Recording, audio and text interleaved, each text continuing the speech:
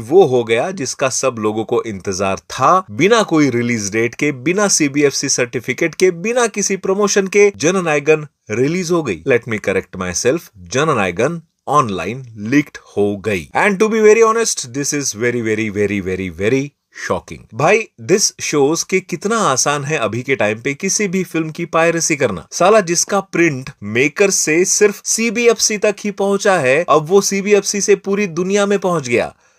नहीं, सॉरी गलत बोल दिया, सीबीएफसी से नहीं पहुंचा, क्योंकि उन्होंने तो सीधा इनकार कर दिया है इस बात से। उन्होंने बोला कि अगर किसी को लगता है कि सीबीएफसी के सिस्टम से ये मूवी लीक्ड हो गई है तो दिस इज मिसलीडिंग इंफॉर्मेशन, क्योंकि हम लोग स्ट्रिक्ट केडीएम प्रोटोकॉल को फॉलो करते हैं। केडीएम माने की डिलीवरी मैसेज। ऐसा समझो कि फाइल को ओपन करने की ये एक सिक्योरिटी की होती है, एंड जब तक आपके पास ये की नहीं होती, फाइल ओपन करना इम्पॉसिबल है। भाई आधा सच तो आपने खुद ही बता दिया। अब बाकी ढूंढ लो आप ही के केडीएम किसके पास था फिल्म का, पता चल ही जाएगा कैसे लीक हुई है फिल्म। क्योंकि देखो, मेकर्स तो किसी को भी केडीएम देके बोलेंगे नहीं ना कि ले भाई कर दे हमारी मूवी लीक। वैसे भी सीबीएफसी वाले हमारी फिल्म को रिलीज करने के मूड में तो है नहीं। खैर, वैसे तो मैं ये लीक्ड वर्जन कभी नहीं देखूंगा, बट जिसने भी देखा है वो इतने बेवकूफ टाइप के लोग हैं ना कि एक तो पायरेटेड मूवी देखी, उसके बाद ओपनली उसका रिव्यू भी डाल रहे हैं, प्रॉपरली डिस्क्राइब करके कि क्या पसंद आया क्या नहीं पसंद आया। भाई आई मीन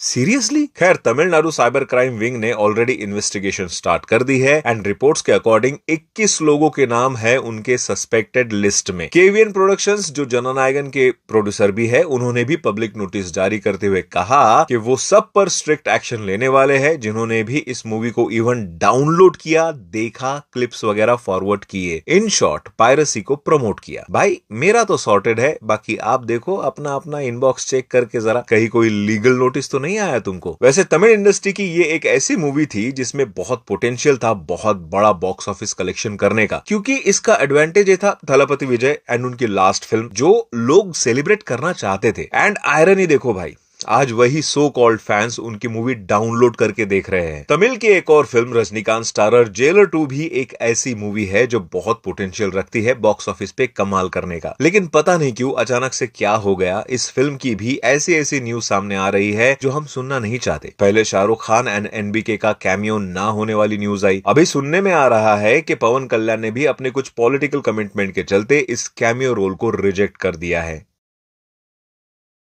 सोचो कि ये 2 सेकंड तुम्हारे लाइफ में आए ही नहीं थे। वैसे कास्टिंग इश्यूज की बात निकली है तो बता दूं, जूनियर एनटीआर एंड प्रशांत नील की अगली मूवी ड्रैगन में भी कास्टिंग के वांदे चल रहे हैं। टोविनो थॉमस, जो पहले इस मूवी में विलन का रोल करने वाले थे, उन्होंने इस प्रोजेक्ट को क्विट कर दिया है, एंड रिपोर्ट्स के अकॉर्डिंग अब उनकी जगह लेंगे शाहिद कपूर। बट कुछ रिपोर्ट्स तो विवेक ओबेरॉय का भी नाम बता रही है as a strong replacement for Tovino Thomas role, क्योंकि विलन का रोल है एंड विवेक ओबेरॉय ऑलरेडी प्रभास की नेक्स्ट पोटेंशियल मूवी स्पिरिट में विलन का रोल कर रहे हैं। बट रिपोर्ट्स में यह भी लिखा है कि विवेक ओबेरॉय को बस अप्रोच किया गया है एंड उनकी dates are already clashing with Spirit, जिसकी वजह से उनसे कंफर्मेशन आना अभी बाकी है। स्पिरिट की बात निकली है तो बता दूं, सुनने में आ रहा है कि स्पिरिट का तेलुगु स्टेट में डिस्ट्रीब्यूशन आर ऑलरेडी डिसाइडेड। मैत्री मूवी मेकर्स आंध्र प्रदेश में and people media factory Telangana में इस मूवी को डिस्ट्रीब्यूट करेगी। वेल, मातृभूमि, जो सलमान खान की नेक्स्ट मच अवेटेड मूवी है, उसमें भी बहुत से चेंजेस हो रहे हैं। पहले मूवी की रिलीज डेट पोस्टपोन हुई, नाम भी चेंज हुआ, बहुत सारा रीशूट वर्क चल रहा है। अभी अभी सुनने में आ रहा है कि मूवी में चाइना वर्ड यूज ही नहीं करना है, एंड ऐसा करने के लिए खुद हमारे मिनिस्ट्री ऑफ डिफेंस ने कहा है। भाई ये चाइना कोई हैरी पॉटर का लॉर्ड वोल्डेमॉर्ट है क्या जिसका नाम नहीं ले सकते? हम क्या अज्यूम कर ले फिर? दुश्मन देश जिससे लड़ाई चल रही है वो चाइना नहीं है, वो दुबई है। कुछ भी चल रहा है भाई आजकल फिल्मों की दुनिया में, जिससे मूवीज को जबरदस्ती डिले करवाया जा रहा है। वैसे रिपोर्ट्स के अकॉर्डिंग मूवी 15 मई को पॉसिबली आनी चाहिए, बट मुझे ऐसे होते हुए नहीं दिख रहा है। वैसे जहां सबकी मूवीज पोस्टपोन हो रही है, वही वरुण धवन की अगली मूवी है जवानी तो इश्क होना है प्रीपोन हो गई है। पहले टॉक्सिक की वजह से पोस्टपोन हो गई थी, अब अचानक से पता नहीं क्या हुआ, वरुण धवन ने कुछ पोस्टर शेयर किए जिसमें से एक में रिलीज डेट लिखी है एज 22 मई 2026। क्या ही होगा इससे पता नहीं। आज शायद इसका फर्स्ट लुक लुक भी आ सकता है। वैसे रामायण का भी फर्स्ट लुक यानी रामा ग्लिम्स आया था कुछ दिन पहले एंड न्यू रिपोर्ट्स के अकॉर्डिंग कॉमिक कॉन इवेंट जो 13 अप्रैल से 16 अप्रैल के बीच होने वाला है उसमें इस ग्लिम्स को दिखाया जाएगा। वैसे लॉस एंजलिस में होने वाला इस साल का ये कॉमिक कॉन इवेंट है जो हर साल होता है and this is good platform to reach the global audience and makers ने ऑलरेडी अपना ग्लोबल विजन बताया ही था, तो ये एक अच्छा मूव हो सकता है रामायण की रीच जो है ग्लोबल लेवल पे ले जाने के लिए। वैसे इस इवेंट में नमित मल्होत्रा के साथ साथ यश भी अवेलेबल होंगे जो रामायण के अलावा उनकी अगली फिल्म टॉक्सिक को भी प्रमोट करेंगे। तो यश के लिए तो ये इवेंट एक तीर से दो निशाने हो गए। वैसे एटली भी अल्लू अर्जुन के साथ एक काइंड ऑफ ग्लोबल सिनेमा बना रहे हैं जिसका टाइटल कुछ दिन पहले ही ऑलरेडी रिवील हो चुका है एज राका। मूवी का बजट 800 करोड़ है ये तो पता ही है ऑलरेडी, बट रिसेंटली कुछ एक रिपोर्ट्स के अकॉर्डिंग इस बजट का ब्रेकडाउन पता चला है एंड इस रिपोर्ट की माने तो 800 करोड़ में से 175 करोड़ अल्लू अर्जुन ने लिए हैं क्योंकि वो इसमें 3 कैरेक्टर्स प्ले कर रहे हैं। रश्मिका मंदाना अपनी फुल मेहनत के लिए 5 से 7 करोड़ चार्ज करने वाली है एंड दीपिका पादुकोण 8 घंटे के शिफ्ट के लिए 25 करोड़ लेगी। मैं भी थोड़ा कमा लेता हूं, तुम 2 सेकंड के लिए बस आंखें बंद कर लो।